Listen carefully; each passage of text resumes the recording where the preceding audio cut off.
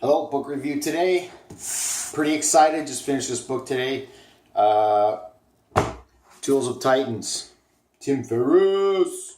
So, I think I would classify this book as epic.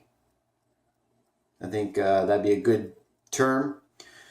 This book, I'm going to recommend this book to, if you're an entrepreneur, which is like, I think now there's more entrepreneurs than there ever have been. If you're self-employed, you need to buy this book and you need to read this book. And you need to use a highlighter. You need to take notes. You have to have Post-its. There's just every page in this book has value. I'm not going to get into this book too much because it's 650 pages. So I'm not even going to go through here and read all the stuff that I highlighted because we'll be here for 45 minutes. That's just not happening. You guys don't want to listen to me for 45 minutes. And I don't want Tim Ferriss to sue me for giving away his gold. Just kidding. But the best way I can describe this book is if you approach the book with an open mind and you're not forming opinions, it's a perspective broadening book across life. Okay, that's pretty broad. Yeah, it is a very broad book. He breaks the book down into 3 sections. The first section is health. The second is wealth. The third is wisdom.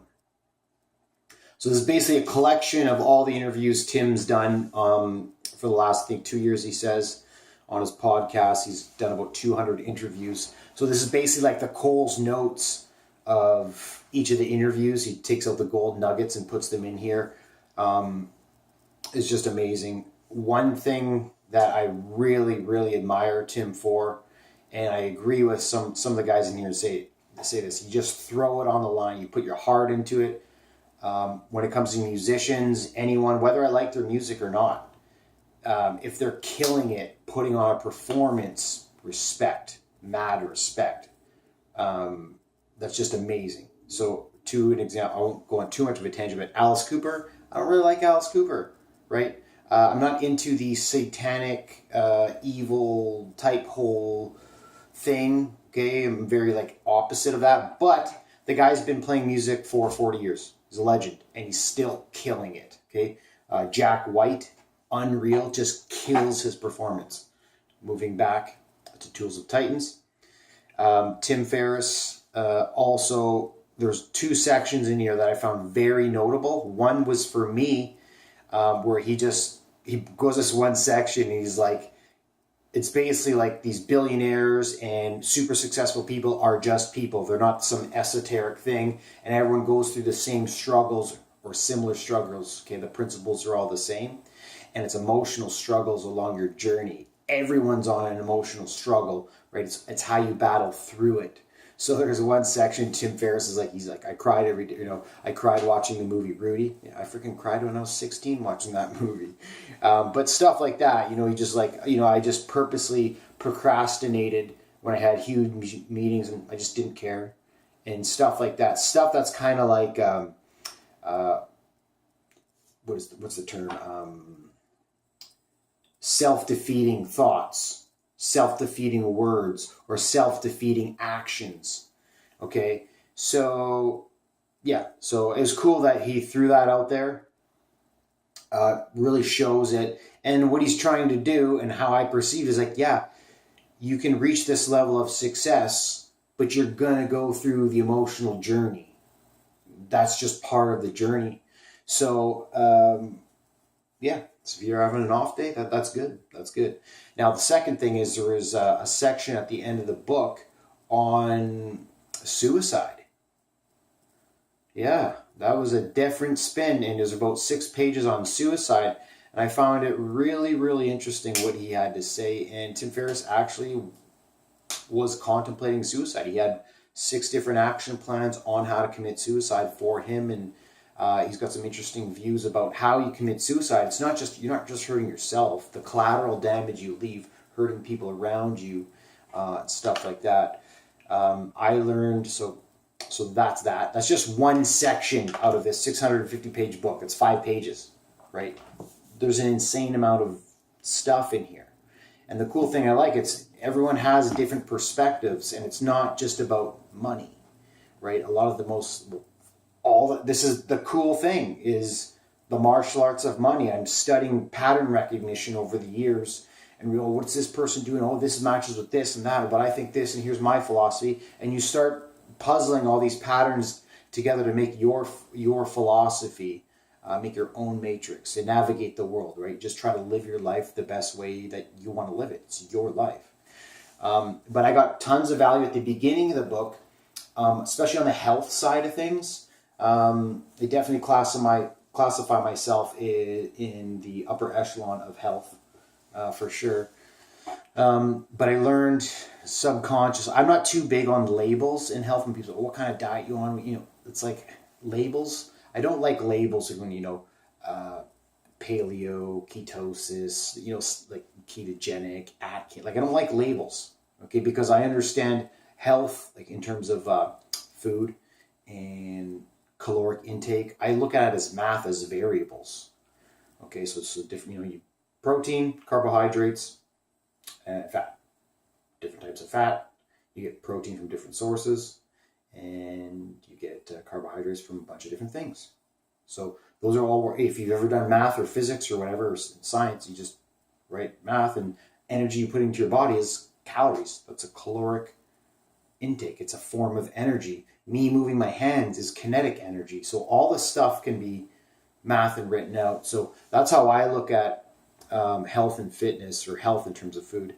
But what I did learn about was the ketogenic diet. And I've been subconsciously doing this for about, I'd say, close to 15 years. When I was wrestled at my university, what I would do is I would actually go do like a bodybuilding, a powerlifting workout first. Full bore, balls to the walls, everything I had.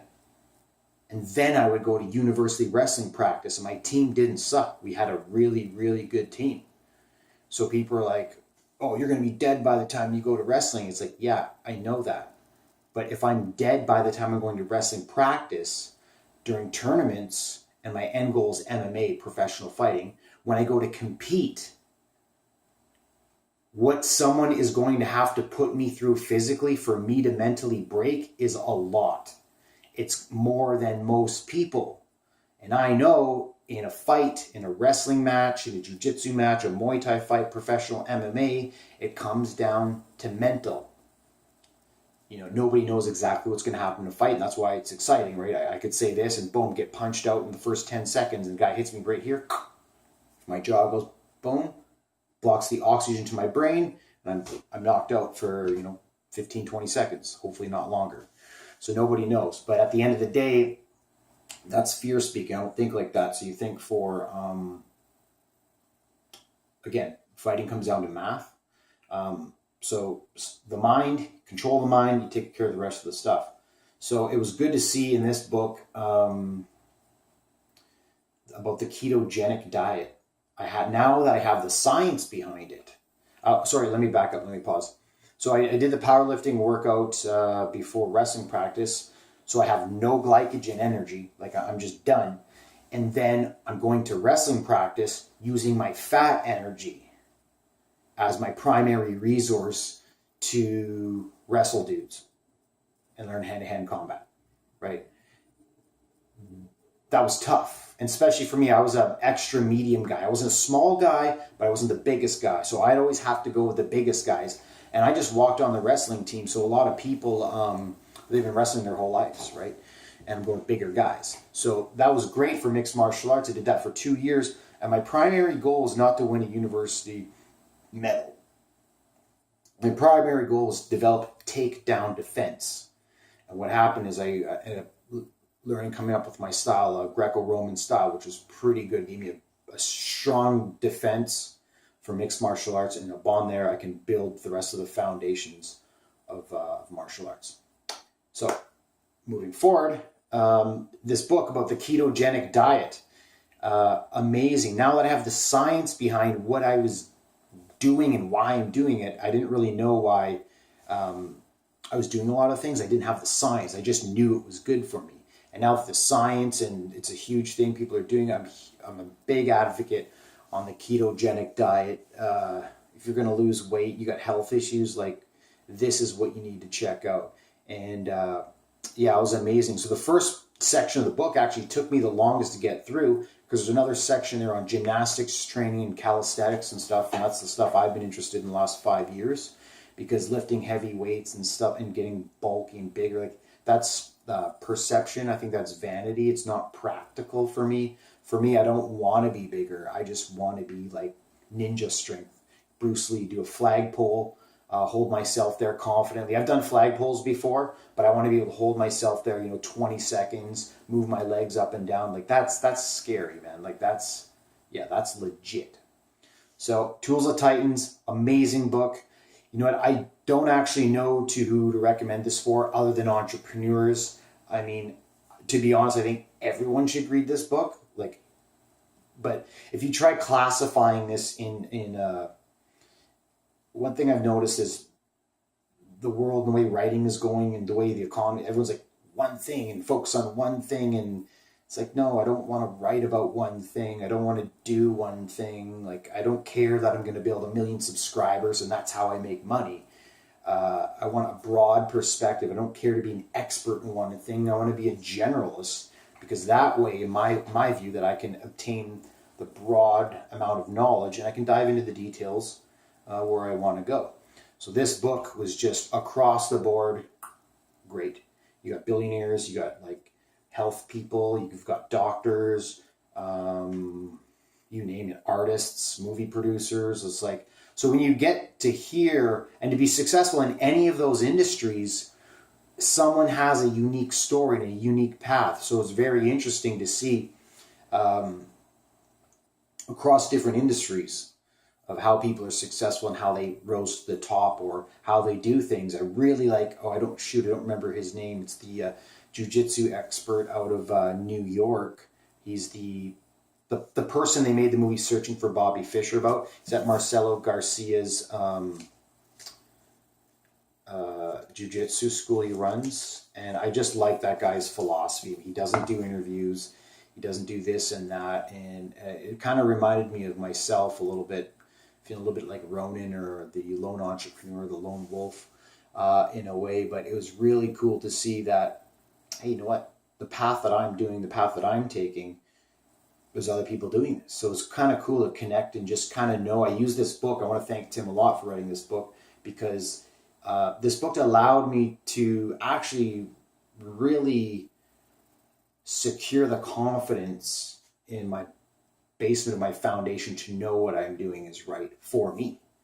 So it's really cool, and I really admire the fact that that made that suicide part about, you're not alone. There's thousands of people out there. So yeah, just remember, no matter what your path is, where you are at life and whatever, like, you're not alone. We live in a society now where you can connect with thousands and thousands and thousands of people that are interested or focused on or have the same issue that you do. So connect with people. Just send an email. Like, I'll just send someone a message on Facebook, or if I add them, I'll call them on Facebook and see if they answer, right? So yeah, one of the things and I'll wrap this up here, but Steve Jobs, I never forget, he said, one of the things I learned was that one of his videos, people just don't pick up the phone. Pick up the phone and call someone. Like, that's how you do it. People are scared, send emails, and especially in my industry, I deal with a lot of nerds and guys that are behind keyboards, and well, you live in the matrix, so you don't really talk. People Skype, email, text, and why this guy texted me now? Like, just fucking call the person, have a business conversation, or have a heart-to-heart conversation about your topic. Anyways, enough for my rant. Tools of Titans, amazing book, 5 out of 5. I've bought this book for 5 people. I recommend it to like another 10. I was constantly reading the book, taking pictures, posting some of the pictures and the highlighted shit on Instagram and texting it to certain people that I knew this could help them. You know what? At the end of the day, the only one that's can help yourself is you. You have to do the work to help yourself. So over the last few years, I've realized, okay, well, just what I'm doing is working. I try to show other people what I'm doing and help other people. I just found my results are coming. Just help me. So help myself, help yourself, and you can eventually take care of other people. John D. Rockefeller says, make the most amount of money you can honestly so you can give it away more wisely.